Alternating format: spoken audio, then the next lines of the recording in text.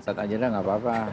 Kita ridho kalau Pak Hensat yang ngomong. Ya, Bang Henry tadi menjawab pertanyaan saya menggantung seberapa penting sih bagi seorang presiden yang sebentar lagi akan masuk masa transisi pilkada ini bagi beliau begitu. Apakah ini tidak dipandang sebagai sebuah strategi politik ke depannya untuk karena ada anak di situ yang sekarang sedang digadang-gadang untuk bisa maju. Kalau sebagai presiden ya beliau berkepentingan ya dipilihnya sosok-sosok yang memang number one, grade-nya number one gitu untuk memimpin daerah, karena kan dia juga ingin legasinya tuh ada. Cuma kan ada peraturan yang memberatkan gitu, kalau udah lolos DPR dia mesti mundur kan. Nah itu terkadang wakil-wakil rakyat yang grade 1 macam Bang Habib ini enggan juga gitu, harus mengundurkan diri kemudian bertarung lagi di pilkada. Nah lagi-lagi kita masuk ke persepsi kan. Persepsi kan dilihat ya bahwa Pak Jokowi selain negarawan, selain presiden dia juga seorang ayah. Publik kan berguncing juga. Wah ini dari 3 anaknya 1 nih belum kena nih Mas Kaisang nih kan, walaupun dia sudah jadi ketua umum partai. Tapi kan Mas Gibran sudah lolos wapres, Mas Bobi akan bertarung di Medan. Nah Dek Gibran nih gimana? Kaisang. Jadi Dek Kaisang nih gimana? Jadi persepsi publik itu pasti macam-macam. Jadi kita juga nggak bisa memaksakan bahwa oh enggak nih, nggak cawe-cawe nih. Oh ini cawe-cawe enggak, karena pastinya ada pikiran-pikiran nakal dan liar juga di publik bahwa memang Kaisang disiapkan. Tapi ya itu tadi, lagi-lagi dalam demokrasi karena one man one vote, jadi akhirnya ujung-ujungnya ya rakyat juga yang menentukan. Nah Mas Kaisang ini mau di mana itu kan juga masih misteri kan. Ini seperti sedang dijajal aja. Depok susah. Jakarta susah, Surabaya sulit juga, Jawa Tengah. Nah itu tadi konflik kepentingannya banyak. Tadi saya sebutkan ada Pak Daryono, ada Pak Lutfi gitu. Nah ini mau di mana lagi nih? Mau digeser ke Bali? Wah kandang banteng banget gitu ya. Mau kemana misalnya? Ujung-ujungnya nanti misalnya di Sleman seperti gosip-gosip awal gitu. Nanti kita tunggu aja di mana. Tapi yang jelas pasti kan ini bagian dari strategi politik juga. Nah buat banteng PDI Perjuangan gimana? Ya PDI Perjuangan punya persepsi bahwa Jawa Tengah itu kandang mereka. Mereka nggak pengen kalah di situ. Hanya saja kalau dari survei yang kemarin kita lihat, nama jagoannya PDI Perjuangan itu masih berada di bawah Ahmad Lutfi dan Pak Daryono kalau saya nggak salah. Apalagi ada Kaisang di sana. Maka mungkin akan terjadi komunikasi yang tidak biasa yang dilakukan oleh untuk di Jawa Tengah PDI Perjuangan untuk Jawa Tengah supaya minimal misalnya dia jadi wakilnya Lutfi atau wakilnya Pak Daryono, yang penting kandang banteng itu masih tetap dikuasai gitu. Nah itu kan menarik ya di pilkada, dan jago-jago lokal ini akan bertarung, walaupun kalau di Jawa itu bisa saja banyak perpindahan jago lah gitu, kayak misalnya Ridwan Kamil kan didorong Gerindra ke Jakarta dan lain-lain. Jadi kalau tadi pertanyaannya Pak Jokowi punya kepentingan nggak? Ya berkepentingan untuk apa ya? Untuk legasinya dia sebagai Presiden Republik Indonesia. Nanti yang bertanggung jawab pada saat pencoblosan kan Pak Prabowo. Pak Prabowo 1 bulan setelah dia dilantik itu akan bertanggung jawab terhadap pelaksanaan pilkada. Apakah Pak Jokowi masih bisa cawe-cawe misalnya? Ya itu lagi-lagi persepsi liar itu terjadi. Kalau menurut saya publik sangat mengharapkan Prabowo sekarang ini. Jadi pada saat misalnya Pak Prabowo kemarin operasi berhasil, semuanya bilang alhamdulillah. Jadi memang ini ada pergeseran, dan publik pastinya merasa bahwa Pak Jokowi akan coba kalau memang nanti cawe-cawe ujungnya pada saat pendaftaran. Tapi misalnya pada saat pencoblosan nanti Pak Prabowo dan Pak Prabowo sangat demokratis orangnya. Kalau dari Bang Habib, Gerindra sendiri posisi saat ini melihat sosok Kaisang dipertimbangkan untuk di Jawa Tengah khususnya? Ya jadi saya bicara cawe-cawe ya. Bahwa ini kan demokrasi, persis disampaikan Pak Hensat. Ya. Demokrasi itu memberikan kita opsi-opsi, ya. Dan kita jalani saja prosesnya. Apakah Mas Kaisang memang elektabilitasnya melejit? Tentu kalau kami ini kan dalam setiap perhelatan pilkada pengen kader kami maju. Pertama, kalau tidak memungkinkan adalah kalau nggak bisa kepala daerah wakilnya, oke? Kalau nggak bisa juga setidak-tidaknya orang yang politiknya berafiliasi ke kami. Nah itu nanti kita lihat simulasinya.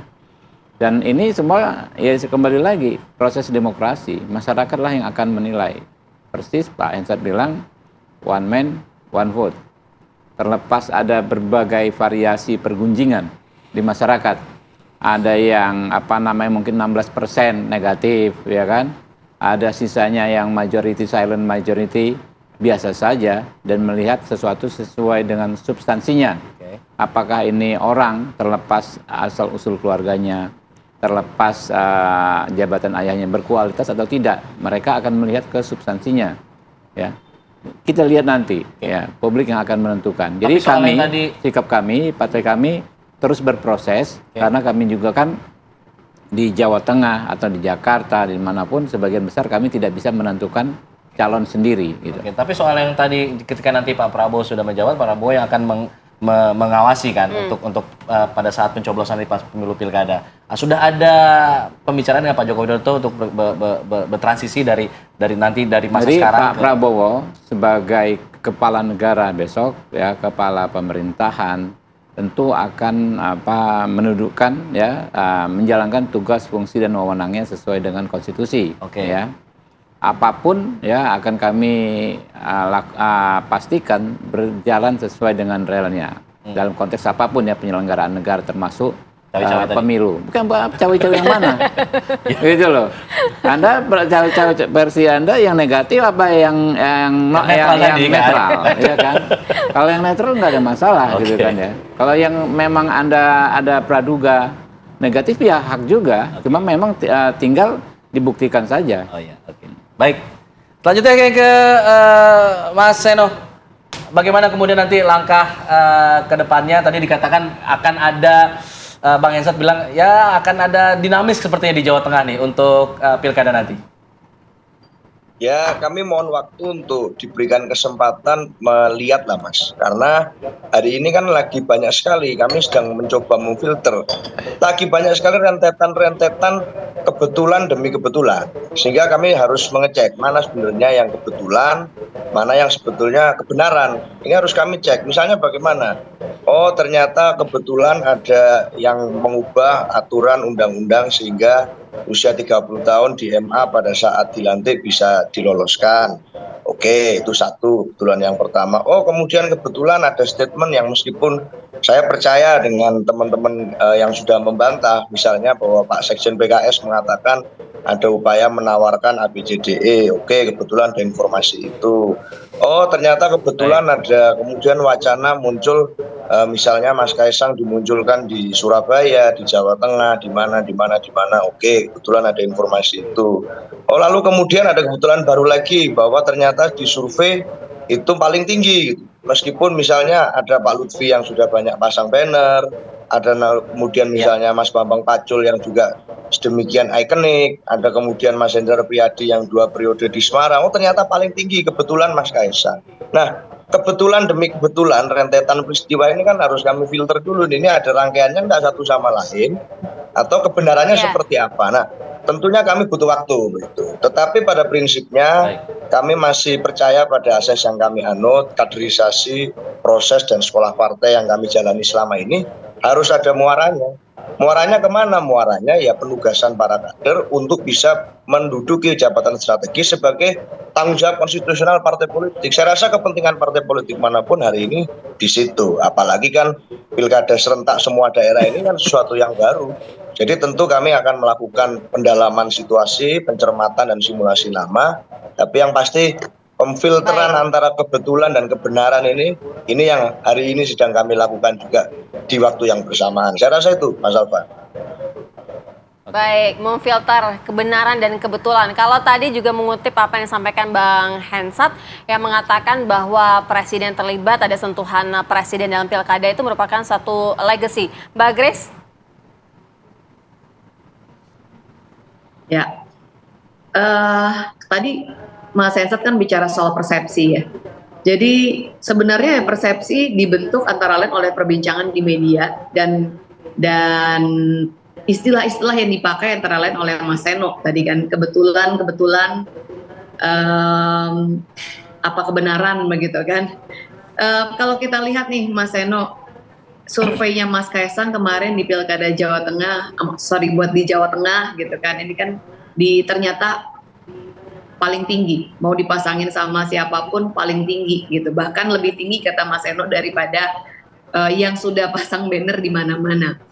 Ini kan survei tidak bisa disetting ya, dan jangan-jangan bukan sebuah kebetulan, tetapi kalau kita lihat nih, jadi jangan disimplifikasi menjadi sebuah kebetulan yang kemudian orang itu digiring untuk berpikir tentang teori-teori konspirasi. Padahal kalau kita cek, ya karena dibicarakan, baru bergerak dikit gitu Mas Kaisang, dibicarakan oleh pengamat, dibicarakan oleh media, mungkin juga diserang oleh buzzer gitu kan. Akhirnya popularitasnya jadi naik gitu kan. Orang jadi membicarakan, jadi memikirkan Mas Kaisang di dalam bursa calon-calon orang yang mungkin akan berkontestasi dalam pilkada gitu. Jadi saya pikir jangan terlalu disimplifikasi, lalu orang digiring untuk berpikir bahwa oh ini pasti ada campur tangan siapalah gitu ya, kekuatan yang lebih besar hanya karena Mas Kaisang kebetulan adalah juga seorang anak presiden. Tapi ya memang dibicarakan terus seperti hari ini, apapun pergerakannya membantu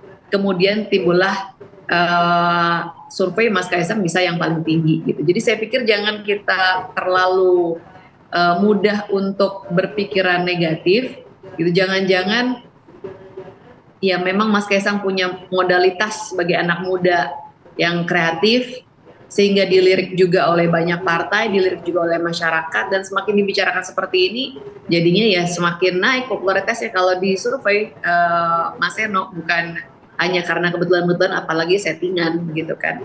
Jadi saya pikir tuduhan-tuduhan itu sebaiknya dibuktikan kalau memang ada, jangan hanya dilepaskan dengan vulgar ke publik tanpa disertai dengan fakta dan data. Itu kan yang sering kita lihat, apalagi kalau dalam forum-forum dialog ya gitu. Jadi saya menghargai teman-teman pengamat tentunya, tetapi ada baiknya kalau tidak hanya sekedar rasa atau opini pribadi di situ dimasukkan, tidak memakai corong media seperti forum seperti ini, akhirnya membentuk opini publik begitu kan.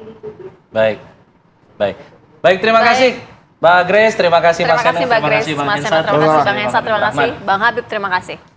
Baik, saya ingin konklusikan diskusi hal ini dengan sebuah pantun, boleh ya? Sakal. Makan buah kiwi berwarna merah, makannya satu, pengennya tiga. Katanya butuh restu Pak Jokowi untuk jadi kepala daerah. Kalau saya hanya butuh restu ayahmu untuk jadi kepala rumah tangga. Terima kasih semuanya ya. Terima kasih. Kami jeda dulu, kami akan kembali lagi nanti dengan informasi seputar sidang pra-peradilan Peggy yang terus bergulir hari ini juga akan digelar. Kita akan simak nanti informasinya usai jeda. Tetap di sini di Apa Kabar Indonesia.